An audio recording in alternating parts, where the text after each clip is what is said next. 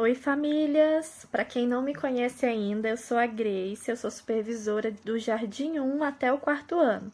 E hoje eu tenho uma missão muito importante, que é conversar um pouco com vocês sobre o processo de alfabetização e sobre a importância de vocês não fazerem as atividades para as crianças e nem corrigir as atividades feitas por eles. Eu vou explicar direitinho por quê.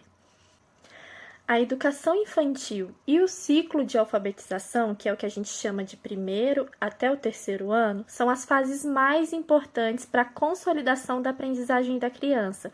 E é nessa fase que ela se alfabetiza.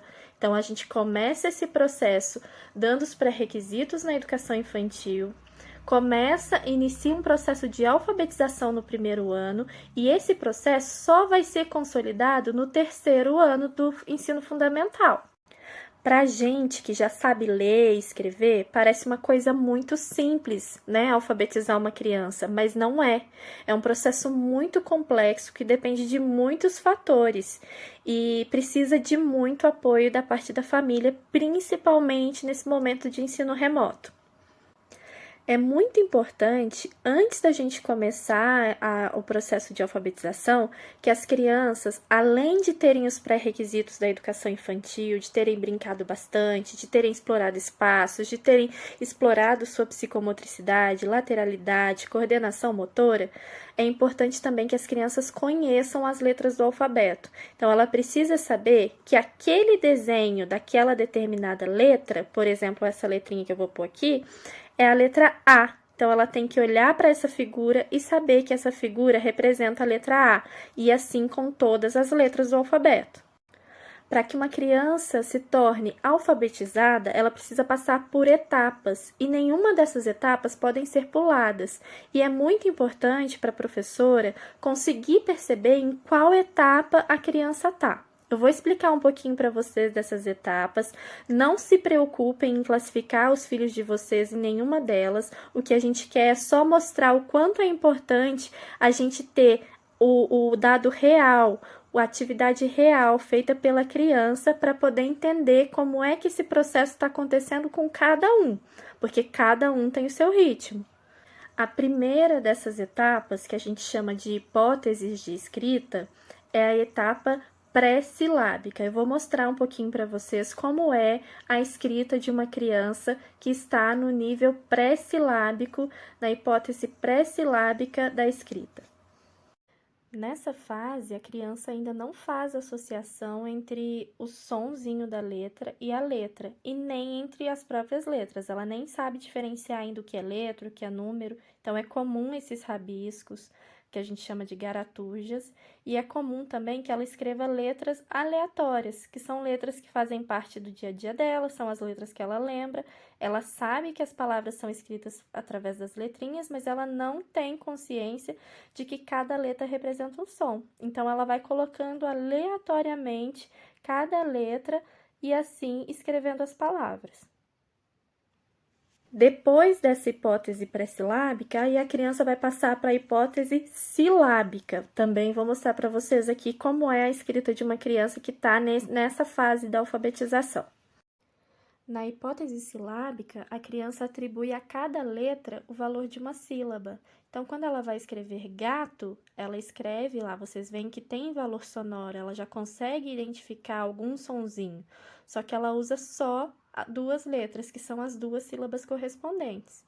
A mesma coisa acontece desse lado, olha, na palavra macaco, na palavra pedra, então ela coloca o P e o A, pedra. Ela já consegue reconhecer alguns sons. Ela está no processo de alfabetização. Depois, então, de passar pela hipótese de escrita silábica, a criança vai passar para silábica alfabética. Também vou explicar para vocês como é que é. Nessa hipótese, a criança ainda oscila bastante. Às vezes ela escreve a sílaba completa, às vezes faltando um pedaço, mas ela já tem o valor sonoro. Vocês vão perceber aí na palavra macaco, pedra, bota, café, ela já consegue fazer essa associação. Depois de todo esse processo, aí sim a criança vai chegar na última fase da alfabetização, que é a hipótese de escrita alfabética. Vou mostrar para vocês como é que é. Nessa fase, a criança já consegue dar um valor sonoro para cada letrinha. Então, todas as letras da palavra estão ali. Todos os sons da palavra estão ali. Então, vocês vão perceber que podem acontecer algum erro, mas a gente nem considera. Por exemplo, lá na bicicleta, a gente vê que ela escreveu bicicleta com S, quando na verdade era com C.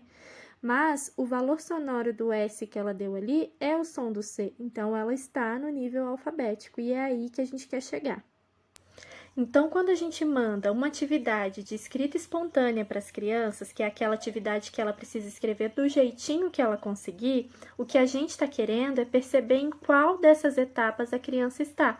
Por isso que é tão importante que a família não corrija nenhum erro.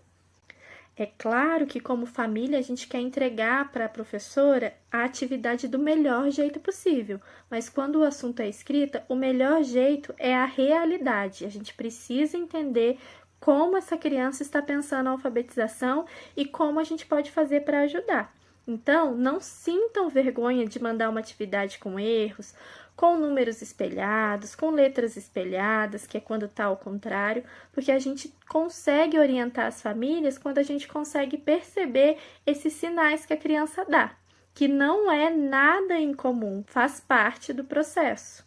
Muitas famílias sofrem ou deixam de fazer uma atividade porque não conseguem que a criança escreva, mas esse processo não pode ser doloroso, esse processo tem que ser prazeroso. Faz com que as crianças consigam ouvir o som das palavras e deixem que elas escrevam do jeito que elas acham que é. Se tiver errado, se tiver certo, isso quem vai analisar é a professora, mas a ideia não é pontuar, não é classificar. A ideia é só entender esse processo e dar os estímulos corretos para a criança em cada fase. Outra coisa importante é não soletrar cada letra da palavra para a criança. Isso também não ajuda. Vocês podem falar a palavra inteira e deixar que elas escrevam do jeito delas. Se vocês soletrarem, a gente também não vai conseguir perceber em que fase ela está. A gente conta com a colaboração das famílias e qualquer dúvida, procurem a professora. Vocês podem também procurar a equipe gestora, podem me procurar para tirar dúvidas. Eu sei que é um momento angustiante, né? A gente está em casa, na escola seria muito melhor para a gente conseguir acompanhar esse processo. A gente precisa muito da parceria de vocês, que vocês não desistam, que não percam a paciência, que tenham muito cuidado com a criança para que ela não crie nenhum tipo de trauma, nenhum tipo de barreira com relação a esse processo, com relação à escola. Então, a gente precisa muito da colaboração de vocês. A gente está aqui junto para fazer com que a criança avance. Quando a gente voltar para a escola, quando estiver seguro, quando as autoridades disserem que a gente já pode voltar, a gente vai fazer uma avaliação diagnóstica com todas as crianças para entender esse processo. Mas se vocês estiverem aí já desde já nos ajudando, esse processo já vai estar com meio caminho andado. Então, a gente conta com vocês. Uma coisa também que eu acho muito importante reforçar com vocês é que cada criança vai ter seu ritmo, então não comparem as crianças da mesma idade. Se você tem um vizinho que está na mesma fase que seu filho, se você conhece alguém que está na mesma fase, não fique comparando se a criança já está lendo, se já está escrevendo, porque cada criança vai desenvolver esse processo de uma forma, então é muito ruim esse tipo de comparação. Respeitem o tempo das crianças, que tudo vai dar certo. A gente está aqui com vocês também, contem com a gente, tá bom? Um abraço, espero que tenha sido um pouquinho elucidativa essa nossa conversa. Qualquer dúvida, é só me procurar.